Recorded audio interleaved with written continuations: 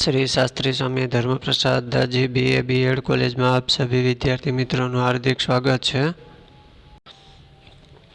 छात्रों और छात्राएं, कल हमने SYBS सेमेस्टर 4 गौण 2 हिंदी दिया में प्रेस्त का चरित्र चित्रण भाग 1 के बारे में अभ्यास किया था।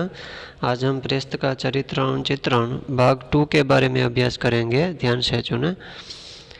कल हमने जो प्रेस्त का जो उत्तर में देखा था, जो परिचय और महत्वाकांक्षी के रूप में माना जाता है, और आज हम अवसरवादी पूंजीपति के रूप में जो प्रेस्त का चरित्र चित्रण किया है, इसके बारे में हम अभ्यास करते हैं। प्रेस्त के चरित्र की सबसे बड़ी विशेषता अवसर को पहचानने की शक्ति है। वह अवसर को पहचानकर समयानुरूप कदम उठाना ही जीवन की सफलता मानता है। उसकी धारणा अवसर के देवता का मुख सम्मुख लटके केशों में छिपा रहता है।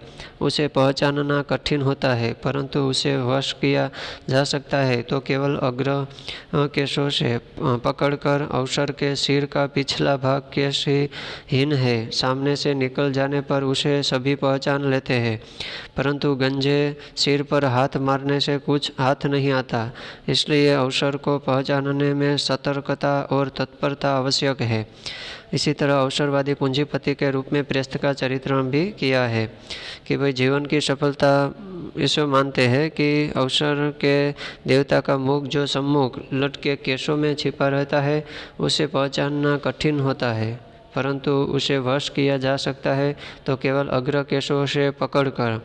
और अवसर के सिर का पिछला भाग केशहीन है, तो सामने से निकल जाने पर उसे सभी पहचान लेते हैं, परंतु गंजे सिर पर हाथ मारने से कुछ हाथ नहीं आता। इसलिए अवसर को पहचानने में सतर्कता रखनी चाहिए और तत्परता भी आवश्यक है।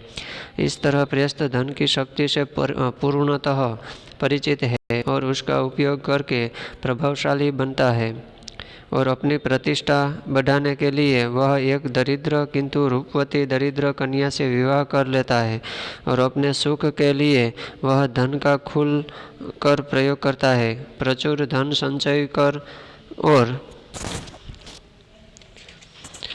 और साधारण जन से पाकर भी कुलीन न होने के कारण वह गण परिषद का सदस्य तो नहीं बन सका, परंतु अपने दव्य बल चातुर्य और विनय से गणपति मिथोद्रस का विशेष विश्वास पात्र बनकर अत्यंत प्रभावशाली बन जाता है।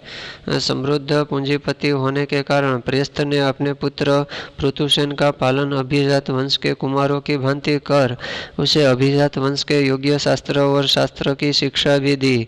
अपने पुत्रों को वह तक्षशिला भेजकर मद्र गणराज्य के उच्च अधिकारियों के पुत्रों के साथ शिक्षा प्राप्त करने की व्यवस्था करता है। इस प्रकार कहा जा सकता है कि प्रेस्त मद्र गणराज्य का अत्यंत प्रभावशाली एवं समृद्ध पूंजीपति है। तो यहाँ अवसरवादी पूंजीपति के रूप में जो प्रेस्त का जो धन की शक्ति से पूर्णतः जो परिचित किया है, तो इसमें प्रभावशाली और प्रतिष्ठा बनाने के लिए दरिद्र और रूपवती दरिद्र कन्या से वो विवाह भी कर लेता है, और सुख के लिए वह धन का खुलकर प्रयोग भी करता है, और धन संचय कर अपने साधारण जन के समान पाकर एक कुलीन न होने के कारण वह गण परिषद का सदस्य भी बन सका, परंतु अपने दव्य बल और चातुर्य विनय के गणपति मिथोद्रस का विशेष विश्वास पात्र बनकर अत्यंत प्रभावशाली बन जाता है।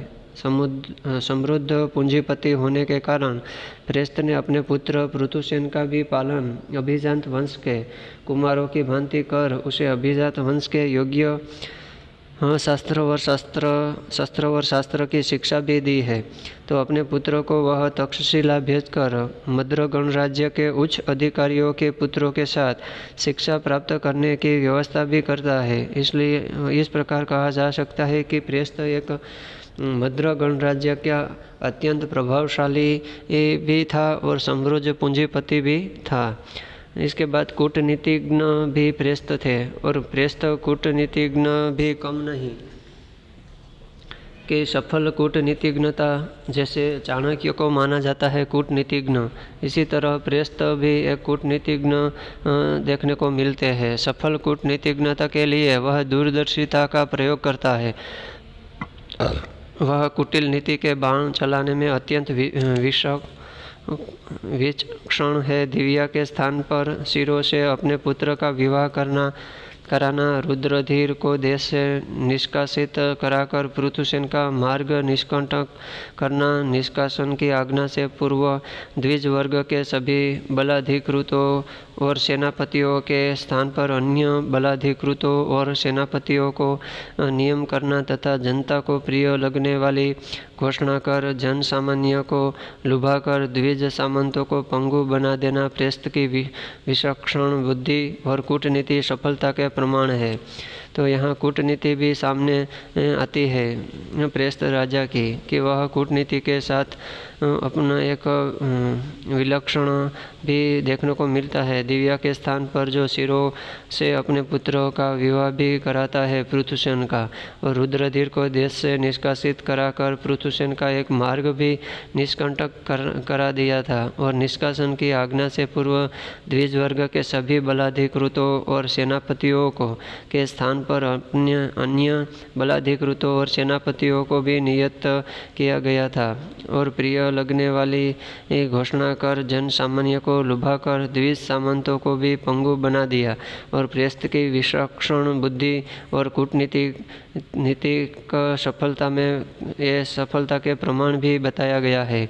और प्रेस्त की कूटनीति का वर्णन करते हुए उपन्यासकार ने लिखा भी है कि सागल पर आए कठिन समय में श्रेष्ठी प्रेस्त की कूटनीति से गण परिषद की सदस्यता का आधार वंशाधिकार से नहीं द्रव्य के आधार पर हो गया, और भी परिस्थितियों की अनुकूलता और अपनी नीति के बल से प्रेस्त परिषद के संवादक के आसन पर जा पहुंचा।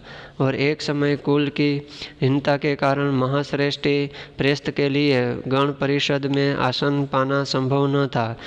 विप्रकुल के प्रति अपनी श्रद्धा व्यक्त करने के लिए महाश्रेष्ठी ने अनेक महायज्ञों का बलि सहित अनुष्ठान करके ब्राह्मणों का सत्कार किया। वह तथागत की सर्वभूत दया के प्रति भी श्रद्धालु था।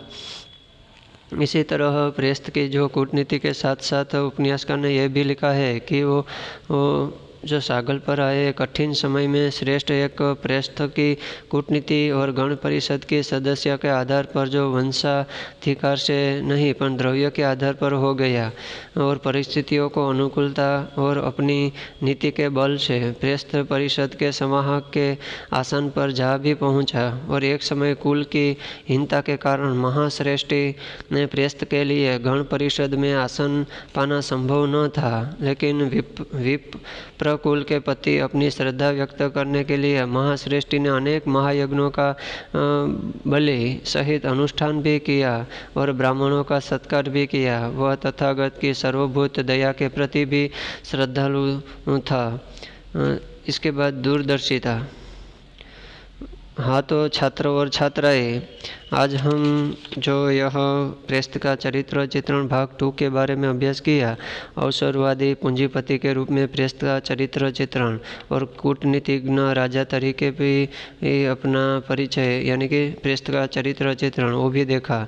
अब हम कल प्रेस्त का जो दूरदर्शिता के रूप में हम पढ़ेंगे, और नारी के प्रति भोगवादी दृष्टिकोण, और लास्ट में अनुत्तेजित व्यक्तित्व और निष्कर्ष के बारे में हम कल पढ़ेंगे भाग 3 में। अस्तु।